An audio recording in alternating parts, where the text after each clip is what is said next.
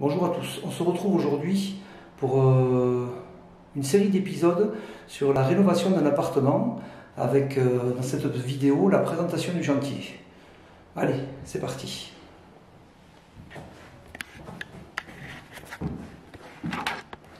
Donc dans un premier temps, on aura cette salle de bain. Alors c'est petit, j'ai pas beaucoup de recul. Avec ici, je vais casser la baignoire. Là.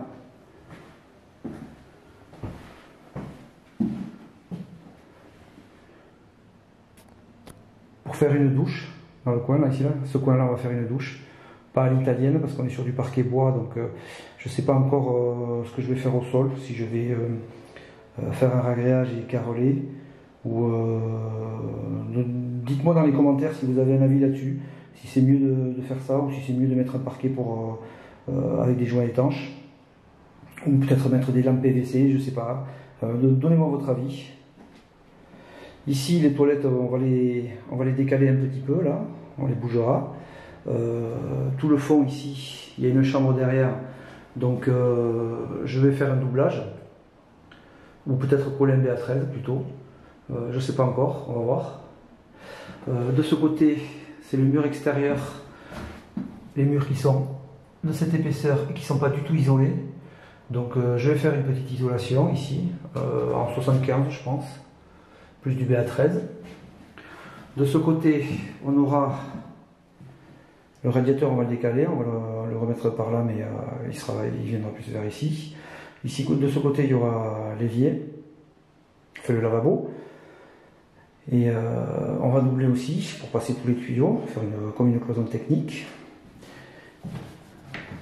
Et ici, on a la porte qu'on gardera, où j'avais dans l'idée aussi de peut-être mettre une baie à galandage. Je voudrais avoir votre avis là-dessus d'ailleurs, puisque je voulais peut-être mettre une baie à galandage qui se mettrait de ce côté, mais avec la douche qui viendrait contre. Je ne sais pas si techniquement, est-ce que ça pose un problème de faire passer les tuyaux entre la cloison et entre la baie à galandage. Donc donnez-moi votre avis là-dessus. S'il y a des techniciens qui savent ça, j'aimerais bien avoir vos réponses là-dessus. Ensuite, ici, dans cette pièce, on aura le salon ou living room.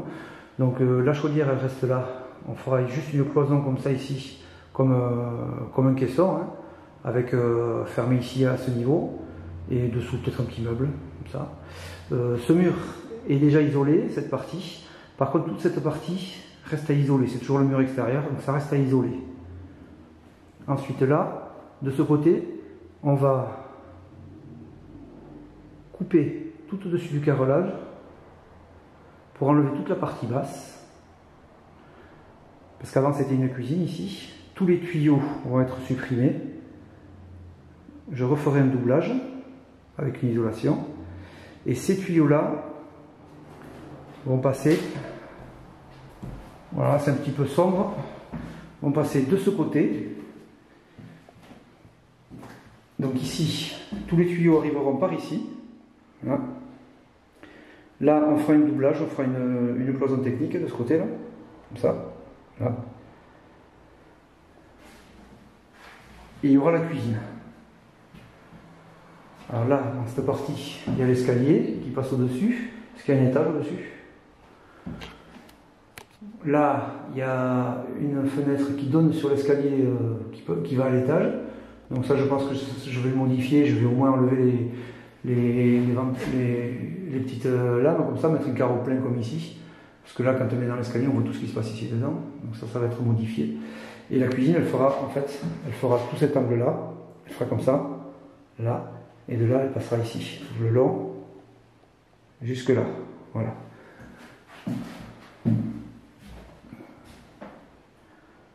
Voilà. Et au sol, je ne sais pas encore ce qu'on va mettre, mais tout le sol sera changé. À l'heure actuelle, c'est du lino, qui n'est pas top. Tout le sol sera changé. Donc là, on va attaquer la démolition. Allez, c'est parti. Voilà, j'espère que cette vidéo vous a intéressé et vous a plu. Donnez-moi vos avis dans les commentaires, dites-moi si vous trouvez ça bien ou pas. Et on se retrouve lundi prochain pour une prochaine vidéo. Ciao ciao!